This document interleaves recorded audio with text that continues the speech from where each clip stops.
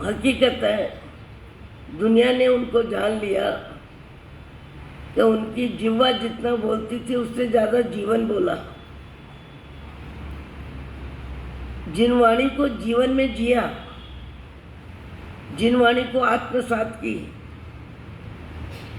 एक रात्रि में दादाबाड़ी में रात्रि 12-1 बजे का समय, सर्दी का समय, साथियाँ सब 5-7 वहीं विश्राम कर रही थी और एकदम लगभग 12 से 1 बजे के बीच में महाराज साहब की चीख निकली तो एकदम शक पका गए हम लोग कि आज महाराज साहब को क्या विशेष तकलीफ हो गई है, क्या कोई असह्य वेदना हो गई है कि जिसकी वजह से महाराज साहब की चीख निकल गई। उठे, सबने बातचीत करना चालू किया। महाराज साहब ने कहा कुछ नहीं, सड़क पर ऊंट की गाड़ी जा रही है और ऊंट को चाबुक पड़ रहे हैं, उसकी वेदना से मेरा मन असह्य हो गया। मुझे लगा जैसे मेरे ही चाबुक पड़ रहा है। रात को 1 बजे सड़क पर गाड़ी जा रही है, दादाबाड़ी के गेट के ऊपर के हॉल में महाराज साहब हैं, पर भाव जगत में जीवों के प्रति मैत्री भाव का विस्तार कितना हुआ कि बैलगाड़ी के रूप में ऊंट की गाड़ी जा रही है और ऊंट को जो मार पड़ रही है वो उनको लग रही है कि मेरे को ही पड़ रही है और एकदम चीख निकल गई। रास्ते में पदयात्रा में चलते चलते कोई भी कार आती थी, कोई भी ट्रक आता था और यदि कोई मरा हुआ जानवर है और उसके पास 150-200 चींटियाँ इर्द गिर्द घूम रही है तो गुरुवर्य श्री विचक्षण सिंह जी महाराज अपनी चाल को रोक देते थे, चलना बंद कर देते थे और आने वाले को ऐसे हाथ बताते थे और स्वयं वहीं खड़े हो जाते थे और खड़े होके उन चींटियों की रक्षा ऐसे करते जैसे अपने शरीर की रक्षा करी। और उसके बाद कहते थोड़े पानी के छींटे दो और डंडा सन से इन चींटियों को रोड से अलग कर दो। रोड से अलग करते थे। जब कभी कपड़े धोते समय, आज का समय अलग है, उस समय बहुत कम प्रक्षालन का काम था, पर कभी एक मक्खी यदि साबुन के पानी में आ जाती तो तत्काल उसको उठाना, 1-2 पानी की बूंद से धोना और फिर अपनी चद्दर में गोली सी लपेटना और लपेटने के बाद 5-10 मिनट में फिर खोल के देखना और जब वो मक्खी उड़ती तब उनको ऐसा लगता जैसे मेरा बच्चा ही उड़ गया। इतनी प्रसन्नता होती है। जीव दया ही रमित जई, जैन धर्म कहता है जीव दया प्रधान धर्म है। गुंटूर के रास्ते में बीच में महाराज साहब चल रहे हैं, आगे भी साथ दीजिए, पीछे भी साथ दीजिए। मद्रास की तरफ बिहार का बहुत ज़्यादा आग्रह था और आग्रह था ये संत जो कौन से कपड़े बदल लिए थे, क्या नाम था, हम्पी वाला सहजानंद जी महाराज, उनका आग्रह था कि आपको मद्रास पधारना चाहिए, मद्रास के संग में चौमासा करना चाहिए। उन्होंने अपने भक्तों को कुलपाक जी भेजा, चिट्ठी लिख के भेजी और सारी व्यवस्था की जवाबदारी उनके भक्त कहने लगे हम देख लेंगे। उस समय 2 कार भी थी, कोटे वाले सेठान जी, मीनाबाई बैराठी, बेदीबाई बीकानेर वाले सब साथ में थे। चलते चलते मार साहब बीच में चल रहे हैं, आगे साध्वी जी, पीछे साध्वी जी, माला हाथ में है, और किसी झोपड़ी से कुत्ता निकलता है और सीधा काट खाता है, पिंडी पकड़ के खून निकाल दिया, दांत चुबा दिए। हमने पीछे से देखा और आगे वाले तो क्या देखते, पर पीछे वालों ने देखा। जैसे ही महाराज साहब कुत्ता काट गया, माला छोड़ी नहीं, चेहरे पे भाव कोई परिवर्तन हुए नहीं, और मुस्कुराते हुए कहते हैं हाँ काट गया। ऐसे केवल हाथ से किया, हाँ हो गया ऐसा, माला छोड़ी नहीं, हाँ ऐसा हो गया। और जब हम लोग नज़दीक आए तो 20-25 खून की बूंद गिर चुकी थी। अधोवस्त्र नीचे का साड़ा जिसको बोलते हैं वो बदला। फिर 2 कार आने वाली थी पीछे से, कहा किसी को बताना मत, किसी के सामने चर्चा करना मत, अभी हलचल हो जाएगी, संघ में अशांति हो जाएगी, कार्यक्रम बदल जाएगा। 2 कार निकली, मार साहब कोई सेवा नहीं, कुछ नहीं। 2 कार जैसे ही निकल गई, एक साध्वी जी की हिम्मत नहीं कि किसी को, सेठानी जी को या मीनाबाई को या बेदीबाई को बता दे तो हमारे साहब को कुत्ता काट गया। एक शब्द बोल दिया, किसी को बताने की जरूरत नहीं है, हलचल करने की जरूरत नहीं है। हम लोग सब पहुंच गए, प्रवेश का कार्यक्रम हुआ, बराबर पाँव से चलते गए, व्याख्यान के पाठ पे भी बैठ गए, व्याख्यान भी दे दिया, वहाँ तक उसकी चर्चा नहीं।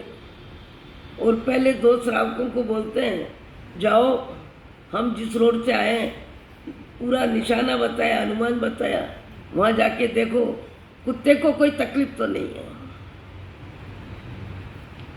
कुत्ते को किसी ने पकड़ा तो नहीं है, किसी ने पहचाना तो नहीं है, पहले जाओ कुत्ते की तकलीफ देखो, और उसको तकलीफ देना नहीं, उसको छेड़ना नहीं, उसको कुछ कहना नहीं।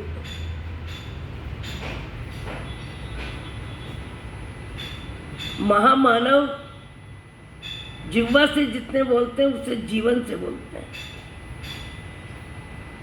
और जीवन सहज होता है। किसी को समझाने के लिए, किसी को बताने के लिए, किसी की दृष्टि में ज्ञानी कहलाने के लिए उनका भाव जगत नहीं होता है। उनके भाव जगत में मैत्री भाव जीवों के प्रति सहज हो जाता है। क्या वैष्णव, क्या जैन, कई उदाहरण है, कईयों के संस्मरण है। जयपुर में ही विक्रम संवत 2016 का चौमासा महाराज साहब का जयपुर था, और आत्मानंद भवन में पंजाब से संत आए थे। गुरुवर्य विचक्षण श्री जी महाराज, गुरुवर्य विचक्षण श्री जी महाराज प्रवेश में पधारे थे। महाराज साहब का समन्वय तो सदा सब जगह ही था। प्रवेश में पधारे और प्रवेश का कार्यक्रम हो गया, और उसके बाद नीचे जब महाराज साहब उतर रहे थे तो मुनि भगवंत विनय विवेक की मूर्ति, उनको लगा विचक्षण श्री जी महाराज मेरे प्रवेश में है। सीढ़ी तक वो स्वयं भी पधार गए। महाराज साहब का अंदाजा था आप तो पधारो, हाँ चलो। इतने में आ गया कुत्ता, सीढ़ी चढ़ के एक कुत्ता आ गया और आगे आगे और चला गया। वो मुनि भगवंत जो पंजाब से आए थे, उनके शब्द मुझे आज भी याद है। मैं उस समय 16 बरस की साध्वी थी। उन्होंने कहा, भगवान तुम नीचे उतर जाओ, भगवान तुम नीचे उतर जाओ, यहाँ तुम्हें कोई नहीं पहचानता।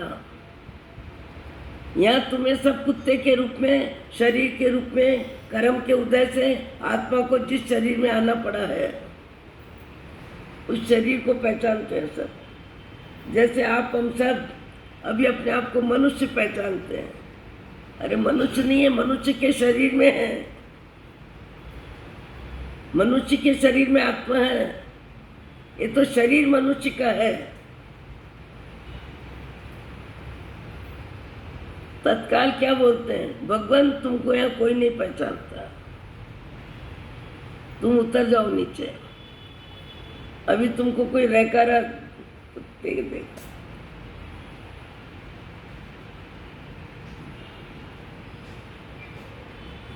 एक कुमारपाल भाई के जीवन का संस्मरण बीच में बोल देती हूँ। मंदिर चढ़ रहे थे धोलका में, कलिकुंड तीर्थ में, और मंदिर चढ़ते चढ़ते देखा कि एक गधा बहुत कमजोर है, नीचे खड़ा है। तो उनको भाव आए, परमात्मा तो परमात्मा है, परमात्मा तो परम स्वरूप में है, अपने को परमात्मा की भक्ति करनी है, परमात्मा को कहाँ जरूरत है, मैं वापिस आऊँगा पूजा करने के लिए। और एक कर्मचारी को कहा, मैं जहाँ रुका हूँ, उन दिनों आए थे, मैं जहाँ रुका हूँ वहाँ इस गधे को लेके आ जाओ तुम धीरे धीरे। और पूजा की ड्रेस में मंदिर की पूजा किए बिना सीढ़ी से उतर गए, और उतर के वापिस अपने ऑफिस में गए, और पीछे पीछे वो गधा भी आ गया। उन दिनों उनका कोई चौका उका नहीं था, व्यवस्था नहीं थी, आए थे। एक बरनी में काजू भरे थे,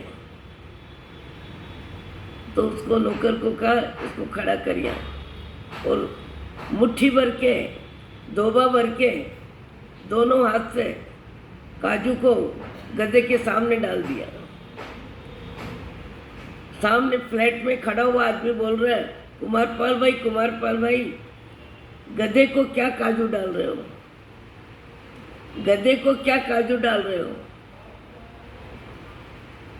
कुमारपाल भाई कहते हैं, तुम्हें गधा दिखता है, मुझे इसमें आत्मा दिखती है। तुमको काजू की कीमत समझ में आ रही है, मुझे इसकी भूख समझ में आ रही है। देखो, जिनवाणी जिनके जीवन में आ जाती है वो जिह्वा से नहीं बोलते, वो जीवन से बोलते हैं। और उनके जीवन के संस्मरण अपन जिह्वा से बोल के सुना रहे हैं। मैं भी जिह्वा से ही बोल रही हूँ। भगवान तुमको यहाँ कोई नहीं जानता। ऐसा ही संस्मरण एक और है। हम लोग निकल रहे थे बिहार करके, कुमारपाल भाई ने 100-125 जितने भी बांटे होंगे स्वेटर, सर्दी में बांटे सबको। मेरे मुंह से निकला, हमारे साथ भी एक आदमी है, कुमारपाल भाई उसके लिए भेज देना, सारू मोकली सो। 4-5 दिन के बाद मैंने देखा कि हमारे साथ का आदमी एक बहुत क्वालिटी की जर्सी पहन के खड़ा है। मैंने पूछा, भैया ये जर्सी कहाँ से आई? बोले कुमारपाल भाई का आदमी आया था, देख के गया। मैंने कुमारपाल भाई से पूछा, स्वेटर देने की बात थी। नौकर से पूछा पहले कि कैसे आई है, तो बोले साहेब यानी कुमारपाल भाई के भतीजे लंदन गए थे, वहाँ से ये जर्सी लेके आए थे काका के लिए, और कल तो आई थी कि आप पहनोगे जरूर, कि सारू पहन लूँगा। और वो स्वेटर सब बढ़ चुके थे। तो जैसे ही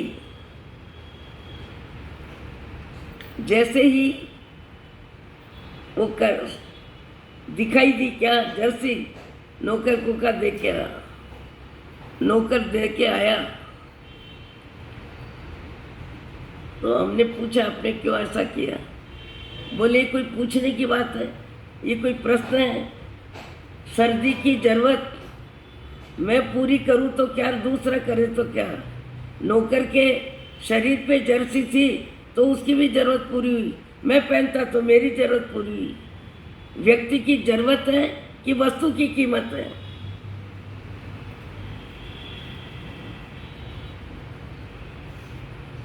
किस तरह का भाव बनता है? हम साहित्य रत्न की पढ़ाई करते थे, तब एक संस्मरण मेरे को पढ़ने को मिला। महादेवी वर्मा, जयशंकर प्रसाद, सुमित्रा नंदन पंत, ये सब उस समय के विशिष्ट हिंदी साहित्य के विद्वान थे। आधुनिक काल चल रहा था। तो सुमित्रा नंदन पंत, निराला जी एक नाम और था। निराला जी साहित्यिक क्षेत्र में, विद्वत्ता में जितने आगे थे, आर्थिक दृष्टि से उतनी व्यवस्था सामान्य थी। तो सर्दी में ठिठुरते हुए आते थे। तो महादेवी दूसरे मित्रों ने एक व्यवस्थित कोट पहनाया उनको। एक बार हुआ, दो बार हुआ, पर जब निराला जी आते हैं, निराला जी जब आते हैं तब ठिठुरते हुए ही आते हैं। महादेवी ने कहा, निराला जी आप जिस तरह जाते हो, हम कोट पहना के भेजते हैं, आप ठिठुरते हुए आ जाते हो। वो कहते, महादेवी तुम्हारा प्रश्न अपनी जगह है, तुमको मेरी जरूरत समझ में आ रही थी, मेरी सर्दी में तुमने सहयोग किया, पर मैं क्या करूं, मुझे मेरे से ज़्यादा ज़रूरतमंद ठिठुरता हुआ व्यक्ति सामने मिला तो मेरे से रहा नहीं गया, इसलिए मैंने अपना कोट उसको पहना दिया। इसका नाम है मैत्री। मोक्षगामी जीवों के भाव जगत में, जगत के जीवों के साथ मैत्री कैसी होती है? हमको आपको चिंतन का विषय है। हम भी सहयोग करते हैं, हम भी सुविधा देते हैं, हम भी ध्यान रखते हैं। आप भी किसी के लिए हीरे की चूड़ी बनाते हो, किसी के लिए सोने की बनाते हो, किसी को 2000 की साड़ी देते हो, किसी को 10,000 की देते हो, और किसी बेटे बेटी को 2 करोड़ का सामान भी देते हो। मोह के संबंधों में हमारी ताकत कहाँ कितनी लगती है सब जानते हैं, सब जानते हैं। पर करुणा भाव से, दया भाव से, जीवों के प्रति अपनेपन के भाव से माँ मानव जो भी होते हैं उनको अपनी ज़रूरत से ज़्यादा ज़रूरतमंद की ज़रूरत का महसूस होती है। और वो शब्दों में नहीं, बुद्धि में नहीं, लेखन में नहीं, भाषण में नहीं, सीधी आचरण में।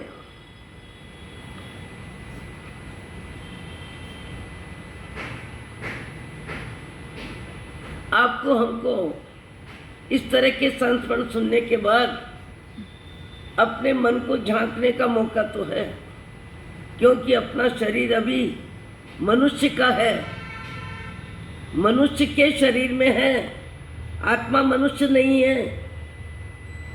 आत्मा मनुष्य नहीं है, आत्मा मनुष्य के शरीर में है। कभी घोड़े के शरीर में, कभी गधे के शरीर में, कभी बैल के शरीर में, कभी चिड़िया के शरीर में, कभी कबूतर के शरीर में, कभी मक्खी मच्छर के शरीर में, कभी झींगर, कभी छिपकली, कभी गिलारी। अनंत काल की यात्रा में 1,84 योनि में जीव ने सारे शरीरों में जीवन जिया है। आज मनुष्य शरीर है, इसलिए आप कहते हो मनुष्य हैं। बैल के शरीर में थे, गाय के शरीर में थे, गधे के शरीर में थे। आत्मा का जन्म नहीं है, आत्मा की मृत्यु नहीं है। आत्मा केवल कर्मों के अनुसार गति बदलती है, जाति बदलती है, सुख दुख बदलता है। यह आत्मा के स्वरूप का परिचय नहीं है, यह अज्ञान का परिचय है, यह मिथ्यात्व का परिचय है। मैं शरीर हूँ, ऐसी मान्यता जीव की अनंत काल से है। और उस मान्यता के अनुसार राग द्वेष की यात्रा हर भाव में करता है। और राग द्वेष का परिणाम भोगने के लिए 4 गति 84 लाख योनि में जीव जाता है। आज आपको मेरे को कोई पूछे आप कहाँ हो, हम मनुष्य शरीर में हैं। इससे पहले किस शरीर में थे, इसके बाद किस शरीर में रहेंगे। ये शरीर सदा के लिए थोड़ी मिला है। ये भवन, ये परिवार, ये पैसा, ये संपत्ति, ये दाम्पत्य जीवन, ये भाई बहन का जीवन, ये माँ बाप का जीवन, ये करोड़पति का जीवन, लखपति का जीवन, हजारपति का जीवन, ये सुंदरता शरीर की, ये बुद्धि की अधिकता, पुण्य की अधिकता, ये सारा कुछ समय के लिए मिला है। मनुष्य भाव कुछ समय के लिए मिला है और कुछ समय से मिला है। सदा के लिए जीव को कहीं भी कुछ नहीं मिलता है। सदा के लिए जीव को कहीं भी कुछ नहीं मिलता है। देवगति में इतना लंबा समय होता है, फिर भी जीव वहाँ से भी शरीर बदलता है। आप ये सोचते हो हम तो मनुष्य जीवन कुछ समय से मिला है, कुछ समय के लिए मिला है। हम तो कपड़े बदल के राजी होते हैं, चेहरा देख के राजी होते हैं, नमकीन मीठा दाल चावल रोटी खा के राजी होते हैं, सोने चांदी को देख के राजी होते हैं। और कोई बड़ी पार्टी हो तो दूसरों को दिखाने के लिए करोड़ों की ज्वेलरी पहन के निकलते हैं। ये दिखाने वाला कौन और देखने वाला कौन, पहनने वाला कौन और पहनाने वाला कौन।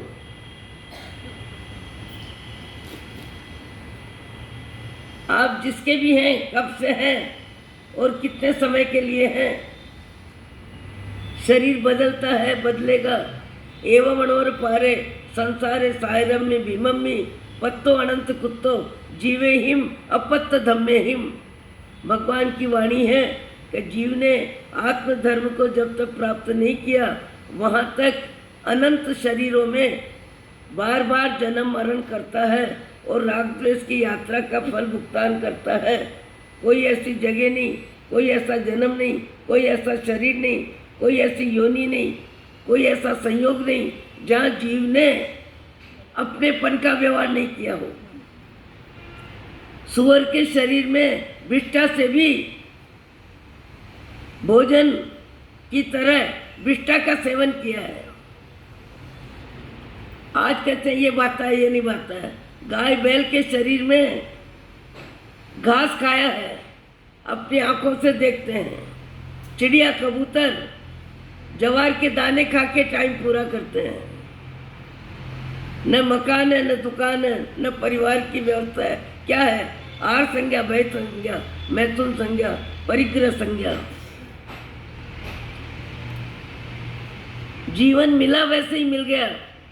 धन्य वे व्यक्ति जो जीवन को जानने में जान लगाते हैं और जानकारी को जीने में जान लगाते हैं और तिर्यंच गति नरक गति से मनुष्य भाव में आके सदा के लिए छुट्टी लेते हैं।